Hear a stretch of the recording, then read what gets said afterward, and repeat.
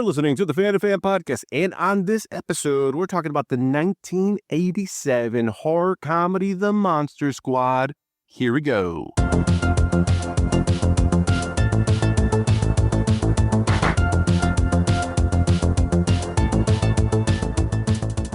Welcome back to the Fan2Fan Podcast. We're your host, Bernie Gonzalez, and we have hashtag stranger friend, Fan2Fan All-Star Alan. We're back doing our shit in the 80s. We're talking Monster Squad. You ready? I am so fucking psyched for this one. Are you ready to rock until you drop? Rock until you drop. Once upon a time, it was one monster per movie. Those were the good old days. We're the Monster Squad. Awesome. Only one way to kill a werewolf. Kick him in the nose! Do it! Wolfman's got nails! The Monster Squad, rated PG-13. All right, so we're talking about Monster Squad. Came out in August of 87, and the movie, like some of these movies, unfortunately, now when we Google this, we find out they were a box office disappointment. So not successful. When it first came out, $12 million budget, only made in the U.S., from what I saw, just under $4 million. But to be fair, a lot of these movies, again, in hindsight, we see that the 80s, the box office was very crowded. This came out against some action blockbusters, against some teen films, against the Lost Boys. In California, you'll find fun, romance, and vampires. The Lost Boys. Rated R. Starts Friday, July 31st. But definitely when you think about Monster Squad now, I see it talking about group pictures in the group picture with Stand By Me, The Explorers, E.T., the stuff that inspired Stranger Things and Super 8. So like some of the movies that we've talked about, say, for example, Silver Bullet, I think a lot of the love for this movie, its cult classicness, came VHS, cable, word of mouth. That's how people found this movie. So I got to ask, how did you discover Monster Squad? Monster Squad. I still remember the cassette coming home from the video store. So we have a local video store here in the 80s and the 90s and the end of the 2000s. It honestly outlasted Blockbuster. And the owner, Lou, had these black VHS cases. They were thick enough that they could knock your teeth out. And they had these these white inserts on them, and it said sound systems on the front, and then on the side it had the name of the movie and then like the number within the sequence with which it came in. And I'll never forget, it came home and it said Monster Squad, and I was like, Dad, I don't like horror movies, right? And he was like, oh no, he's like, Lou told me this is for kids your age. 400 free movies. That's right. Curtis Mathis gives you 400 free movie rentals when you buy a Curtis Mathis video recorder and use the free Lifetime Showstopper Movie Club. And what a selection. Choose from Romancing the Stone, Splash, Against All Odds. We have the quality. We have the movies you want to see when you want to see them. This was a Saturday afternoon, rainy day. Find that I could not quit. This is on VHS in 88.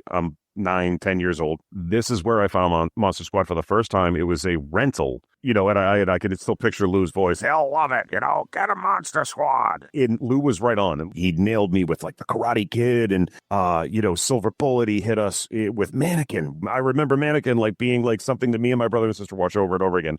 But this Monster Squad tape, I did not want to give it back. Thank God it came on to HBO. Tonight, it's on HBO.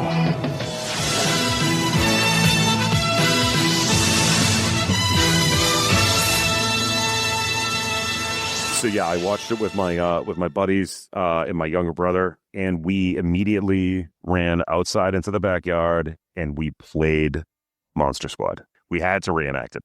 It's funny because this is one of those movies that, again, like a lot of these films of this time, some of the movies that I mentioned, I saw them on the Fox affiliate, so I always saw the TV edit. And when we finally got that mom and pop video store membership, remember when you had to actually pay like a fee and then you'd have to pay also for the movies to rent them?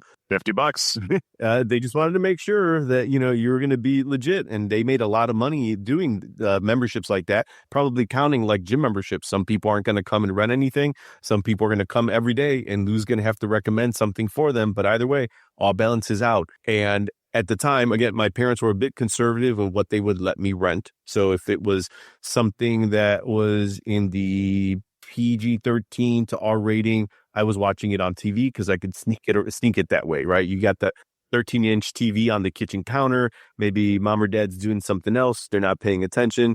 You can sneak in and watch Terminator and no one's going to say anything, right? And you can drop the volume down a little bit. 5 inches from the screen. Heck yeah. I'm watching Blade Runner. I don't know what's going on, but this is blowing my mind. And if I keep the volume down low enough, no one will say anything. The monsters are alive. There's a monster in my closet. Ooh, big scary monster! And plan to end the world. Something's out there and it's killing people. Now, only these kids We're the Monster Squad. What's a squad? It's like Miami Vice, I think. can stop them. Wolfman squad. Man. A classic for your inner child. The fan favorite. The Monster Squad. Monster Squad is one of those movies that skipped past me. Never saw it when I was growing up, and we're about the same age. And into the 90s, into the aughts, I'm in college and go to the video store because the video stores were still a thing. And this time I'm like, screw you, mom and dad. I can rent whatever I want. And I go from A to Z horror. Except this one, I was like, I don't know. This feels like it was always a kid's film. I haven't seen things like Reanimator and Dead Zone. Those are higher on the list. I got to watch that first. I got to watch The Shining. So I skip something like this. And my two buddies that I've known for like 30 plus years, Chris and Dre, they grew up in an era where they saw all of these movies at the show. And it's specifically like at the show. It's not at the movie theater. It's at the show. And we have this running theory. Movies, like you said, like Mannequin, movies like Bachelor Party. There were movies that were released in the 80s. And their working theory, which I kind of agree with, is that there are some of these movies specifically in the 80s. If you didn't see them at that time, they just don't work now. You can't take a movie like Mannequin and show it to someone now, and they're going to not be able to look past the ridiculousness of it, because the charm of it is going to be lost on them, because there's a little bit of us, I think, who grew up in this, halcyon days of the 80s where we're like, oh no, I got some tolerance for bullshit. So you're saying there's a robot that's walking around saying Johnny Five? I'm in for Short Circuit. Somebody else will look at it and be like, I don't know, this is stupid. And there's a movie like this, like Monster Squad, I didn't watch probably until about a decade ago. I'm much older. This is a movie that shouldn't work, because like some of these movies that came out in the 80s, if you didn't see it then, you weren't watching HBO West Coast where you got to see it 2 or 3 times because it was looping around. That all got past me. But this is one of those few movies that I saw it. I'm like, oh no, I get this. I get everything about this. This all makes sense. You get that small town setting, the coming of age story. You get the classic monsters in there. You get the horror. You get the comedy. You get the action. You get the adventure. You get the lighter tone. So you get that sort of kid-friendly humor. It never gets too intense. Damn, son, look at all of these monsters. Come on, all of you monsters, out of here. Everyone, out of this room. Come, you, on the bed.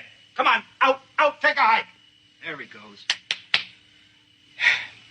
You see any more monsters? In the closet? Sure, we can go into the closet. We can do that. Okay, monsters. Ooh, look at that big, scary monster. Ooh. Listen, you are not going to sleep with your mother and me tonight, so you can forget it. And keep this up, and you're not going to look at those monster magazines. Understand? This is one of those movies where I think for me, the nostalgia works. You could still show this to a niece and nephew who are younger, and it's not too scary. It's just enough fun. There's just enough like kid action here. It still holds up. It definitely holds up. My daughter is 14 now, right? And since she's been about 11, 12 years old, I've been getting into these nostalgic 80s, early 90s movies with her. Movies that the adults are all idiots and the kids are going to have to save the day. You and I were around for the golden era of that, and I think that's what this movie does. Is Frankenstein the name of the monster or the guy who made him? The guy. Right. These kids are taking on the classic universal monsters, and these monsters are not taking an ounce of shit. They are bad to the bone, right?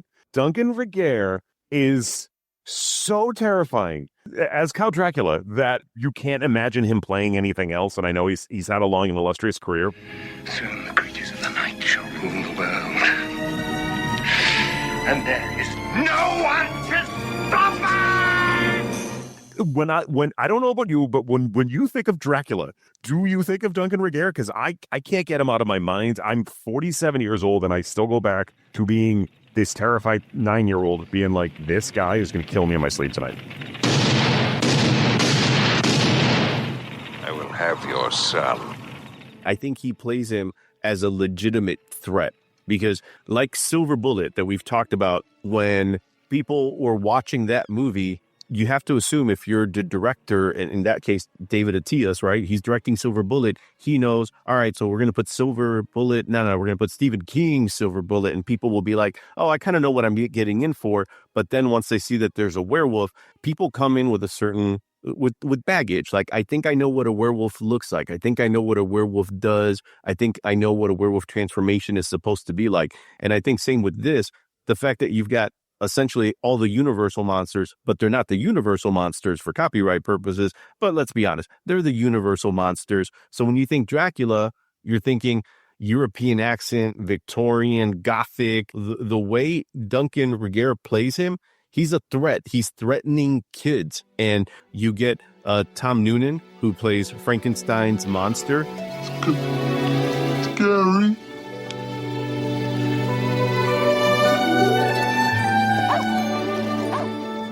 Pretty intense, quiet performance, and he adds definitely some sympathy to the role of a monster that you would think wouldn't have it, and he gets to kind of befriend the kids. But from his intro, we're thinking like, oh, he's going to be the Hulk in this like horror movie Avengers Assemble. He's going to burst through the brick walls. He's going to get Duncan Regehr's Dracula what he wants.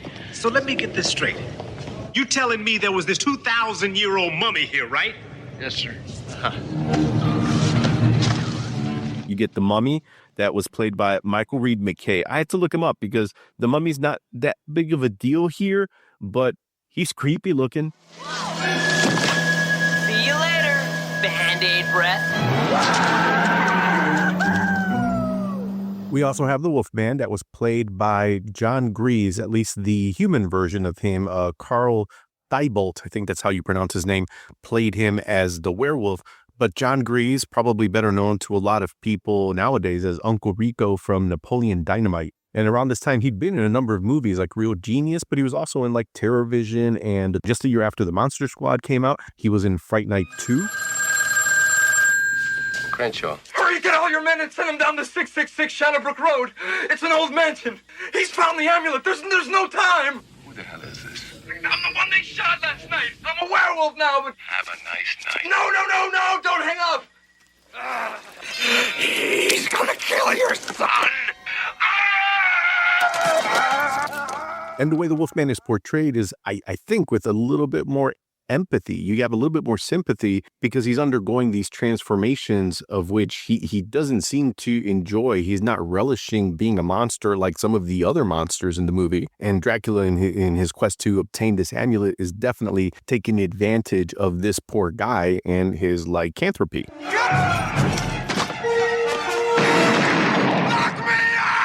The Gill-man, who's the creature, played by Tom Woodruff. The makeup for that was amazing. Stan Winston, he led the makeup team on this. Again, you're walking into a movie called Monster Squad that's letting you know we're riffing with the Universal monsters that you've grown up with since the 30s.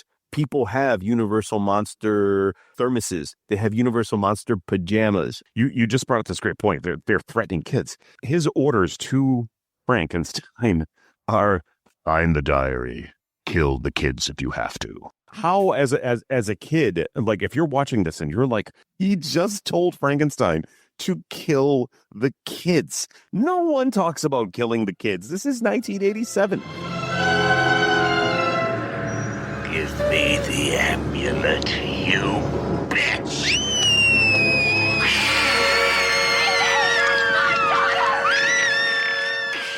Fred Decker, who directed this, he also directed Night of the Creeps, which, again, when you think about blending horror, blending humor. The man knows what he's doing. You got Shane Black, who wrote this. And at the time in the 80s, he was known for that sharp, witty dialogue, wrote Lethal Weapon, Last Boy Scout. And he has that good blend of action, comedy, dark humor. You got Andre Gower, who's Sean. He's got his buddy Patrick, who's his best friend. He's the emotional support. You can always count on Patrick. Horace, played by Brent Shalem. And we got Ryan Lambert, who plays Rudy. Rudy! This babe is major. Kids Incorporated, baby. Kids Incorporated. And we got Phoebe, who's played by Ashley Bank. Look, we got two consolations. Number one, Frankenstein's on our side. And number two, my dad's a cop.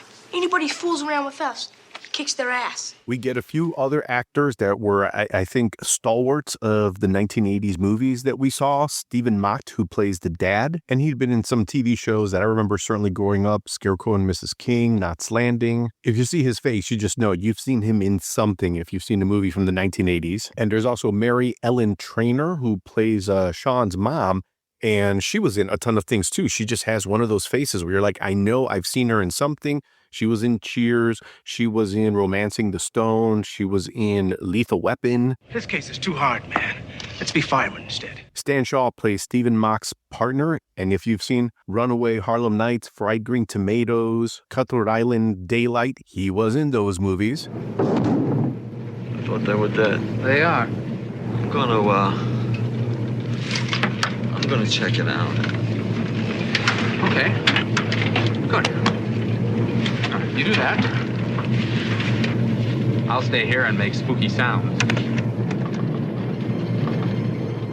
The cool thing about this group, right, when you think about Goonies, it is a bunch of kids who realize that the parents are checked out. They're doing something else. They can only depend on themselves to figure this stuff out. But also the fact that they also don't make the kids incompetent.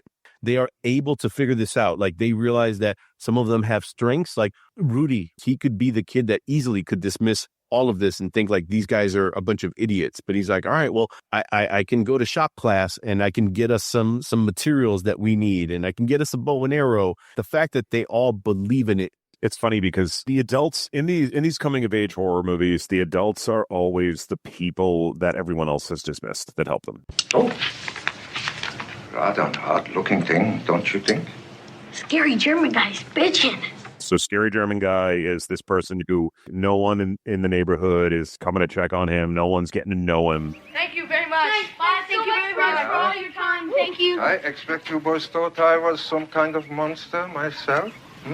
A vampire, perhaps? That's quite all right. But I am not, you know. If I were a vampire, then I wouldn't have a reflection, now would I? Man, you sure know a lot about monsters. Now that you mention it, I suppose I do. But up to that point, like they're pretty self-sufficient. I think as a kid, that's exactly what you want to see yourself on the screen, which, to be fair, almost doubles down because all these kids are kind of misfits. They're social outcasts. So they had to go to the town's misfit social outcast in order to get the help they need. Because honestly, he's the only person that would probably believe them, that would entertain them. Right, and take the time to listen to them, because that's all kids really, want is adults to listen to them and to like converse with them sometimes, like on a level that like they don't get from their teachers, from their principals. At least not back in this time. Now is a different world, but like back in this time, when you contrast Scary German Guy with the principal, Science is real. Monsters are not. We don't know that, sir. In the beginning, there's that hilarious dialogue, with Spider with human head. And he's like, Spider with what? And it's just like the principal telling them to stop picking on the teachers and dismissing them out of the office and not really listening to how genius these two kids are, like their creative imaginations, their storytelling ability. And meanwhile, you go to Scary German Guy and he's bringing them in for pie and Pepsi. By the way, something, I don't know about you, man, but like every time I see that scene, I'm like, you know what I could really go for right now is some cherry pie and a Pepsi.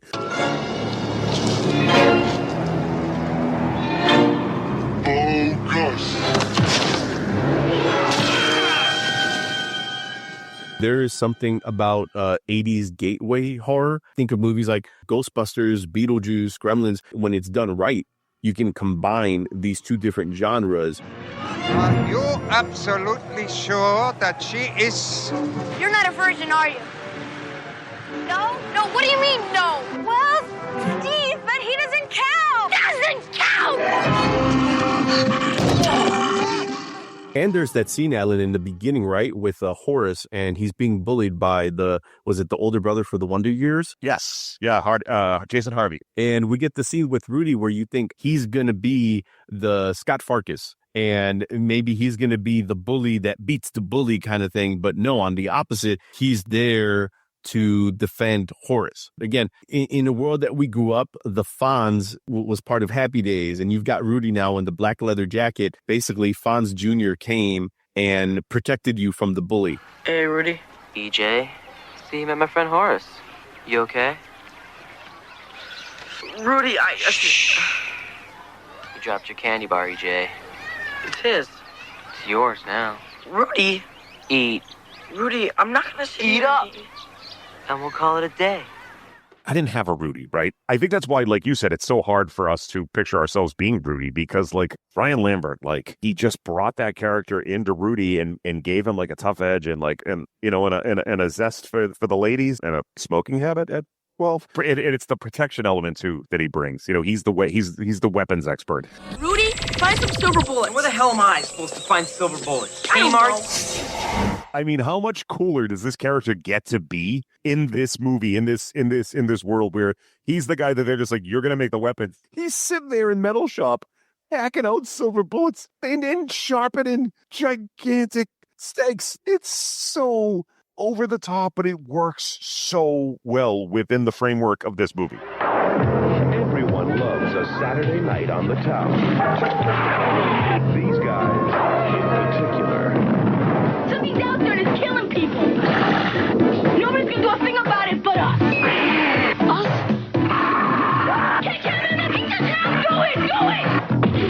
Wolfman, Scott! I don't believe this. The Monster Squad, rated PG-13. Starts Friday at a theater near you. Something about Monster Squad, if the Wolfman, Dracula, I'm talking like the 1930s movies, are a little too old, they're too black and white for a younger viewer to watch, you could show them something like Monster Squad, because you're still showing them a version of the Universal monsters. You're just showing them a movie that now, don't get me wrong, and feels crazy to say, is now probably as old as the Universal monsters were when Monster Squad came out in 87, but this one feels like it's a little bit more modern. Take him in the north! Take him in the north! He just had north! Do it! Wolfman, Scott, north! Come on! Come on! Okay, so you may not have the patience to watch the original Frankenstein, but if you watch Monster Squad, you're going to see a version of Frankenstein. And if you're a kid now, you're still going to get what Frankenstein's the monster is. You know who to call when you have ghosts. But who do you call when you have monsters? We're the Monster Squad. What's a squad? It's like Miami Vice, I think. They're young and inexperienced. Naughty virgins. They're a bit disorganized. Monsters are not real. We don't know that, sir. 2,000-year-old dead guys do not get up and walk away by themselves. But when strange things start happening in town... There's a monster in my closet. Whoa! Look at that big, scary monster! What's happening? You wait to kill a werewolf. Silver bullet? They're the only ones ready to do battle. The classic monsters, they're true to form, right? There's a lot of love put in these creations. We talked about this by, Winston and by Woodruff, who was one of the special effects guys who played the creature from the Black Lagoon. The movements, the voices, the mannerisms. I am watching a classic monster movie. I'm not watching necessarily a horror movie, right? It's in my mix, my 31-day lead up to Halloween. I watch Monster Squad every year. It's a tribute because it is a movie that is truly, it's a monster movie. It's a little bit spooky. It's a lot of fun. It remains a cult classic and has attracted fans to the point where, you and I have talked about the Wolfman's Got Nards documentary. The first time I ever saw Monster Squad, I was at a sleepover party with a friend of mine. It was on HBO. Every time we go to the video store, that's what I rent. I've been at a bootleg DVD. The word got out. Everything we had seen up till then had all been kid stuff, and this was the first taste of something dangerous.